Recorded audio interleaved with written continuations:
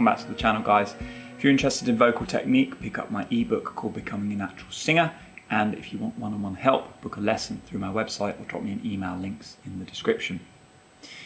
So I just wanted to go back to vowels and really tie up this subject. Specifically, what do beginners do? What should beginners be working on, or struggling singers? What should we be working on to get better?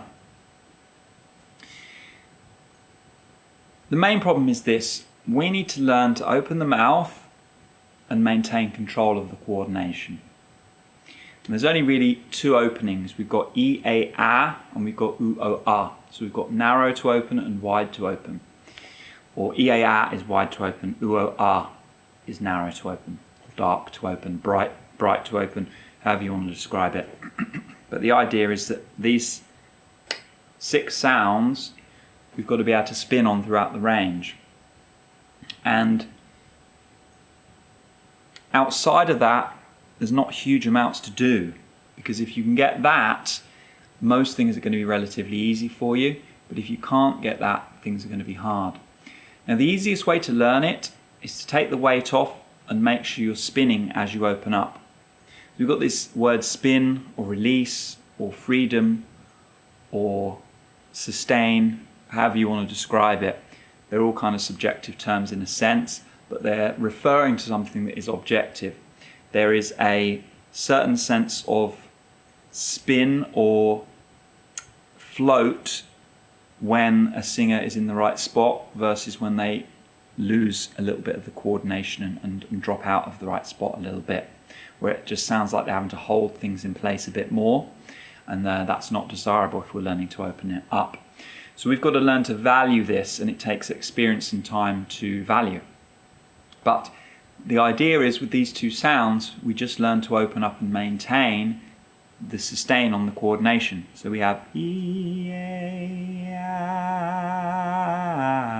A, just simple, and ooh, oh, ah, ooh, oh, ah, E, A, A, ooh, oh, ah, E, A, A,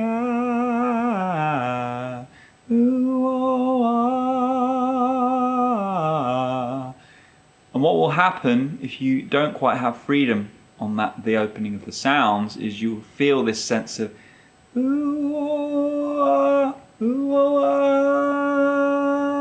ah. It's like it just doesn't want to, just feels like it's dropping out. It doesn't want to stay in place.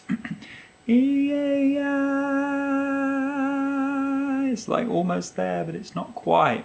It's very normal as you open this that you lose some of this, and that's what we're trying to figure out, is how on earth do I maintain the freedom whilst I open this up and I adjust the articulation.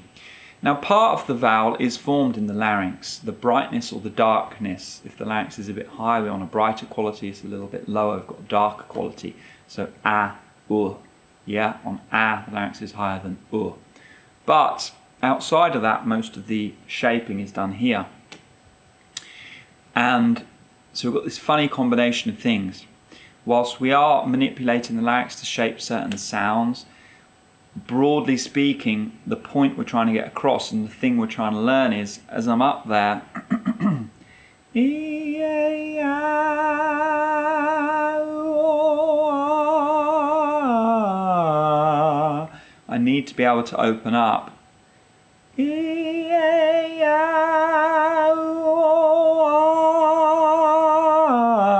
A. I need to be able to open up without losing that nice free spin on the position.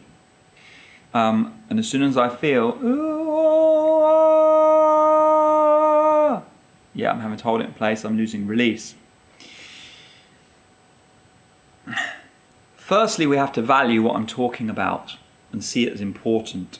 And secondly, we have to work at it and gain experience. Now, as we master that exercise, we can start to add weight to it, and we can start to figure out, okay, as I bring those chords closer together and the sound grows, I still have to have that sense of spin or freedom on the sound. And as soon as I lose it, that's the line I draw. Try again, it's not correct. The stricter we can be about that, the more overall release we're going to have in our singing. The more wishy-washy we are with it, well, you know, I can get up high, I'm pretty free, that's fine. The more we're going to lack release when we sing. But the concept of release isn't black and white, and that's what I'm trying to get across there. There is a big, broad spectrum. Some singers lack release in all areas of what they're doing. I was one of those when I began. Most of us have some release some of the time, and then as we get better and better, we have more release most of the time. And as we get towards mastery, we have release all of the time is the goal. But you're going to find certain combinations of vowels, certain combination of consonants, on certain types of pitches, on certain amounts of weight. All those variables can make things very tricky at certain times in certain songs. So you might have to narrow things down or make certain adjustments, maybe change the words, maybe change the notes, maybe take off some of the weight on a particular note, just to help you get through at any particular moment in time. But the longer term goal is this, is we have to value release and value the ability to sustain and spin on notes regardless of what this is doing. We have to work on it and appreciate it takes time and experience to get better at. And we have to be able to notice it, because that's the thing, is most people, they can kind of hear it in professional singers, but that's all they're listening to all day. What's hard is to hear a lack of release and to value like that's undesirable, because when you're in the middle ground that most of us are in, when you're releasing some of the time and not others, the problem becomes this, is it's easy to say it's good enough, and that's going to disincentivize you to get any better. We want to have the goal of release all the time on any vowel, at any part of my range, on any weight. It's a lofty goal, and it's, in all honesty, largely in a sense unachievable, because no matter who you are as a singer, you will face physical limitations at some point, whatever type of voice you have. You're going to find, yeah, man, I'm just having to work a little bit too hard on that particular sound. I'm going to have to just adjust a little bit in that particular part of my range. But for people in the center of this, which is most of us, we've got to just figure out, okay, I need to learn to open this mouth up without losing control. And I need to value that that is a key skill in learning to sing and getting better as a singer. The more we can understand that and start chipping away at this problem, the more we can notice, I'm just slipping out, it's not spinning as much on that particular sound, and address it and fix it, the more in the longer term we're going to get results. But for sure, in the here and now, we've got to find fixes and band-aids. No problem at all with that. So I wanted to round out the last video and just kind of give a little bit of a deeper context to vowels in general and what we're trying to get at here. This type of video is only going to be interesting to vocal nerds like me, but it may be interesting to somebody who's right in the center of the learning process, or just starting to figure out, okay, my voice is pretty free most of the time, but as soon as I open up, I'm pushing, I'm yelling. Like, how am I going to fix this? Because it feels at first like I just keep the mouth pretty closed and I'll be fine, but it's not really the best long-term solution. So for people like this, it's key. E-A-R, U-O-R. Learn to open up those two exercises into head voice, back down, right through the mid-range at low, medium volume, totally in control, and you'll start to have those moments where you realize, okay, now I understand. Yeah, I can kind of do what I want as long as it's in control and I'm floating. But as soon as I lose that, the audience is going to be less interested.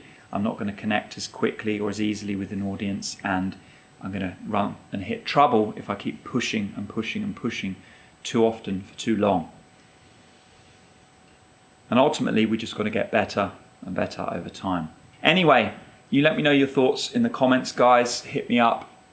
What are your thoughts about vowels? Have you figured them out? Have you figured them out?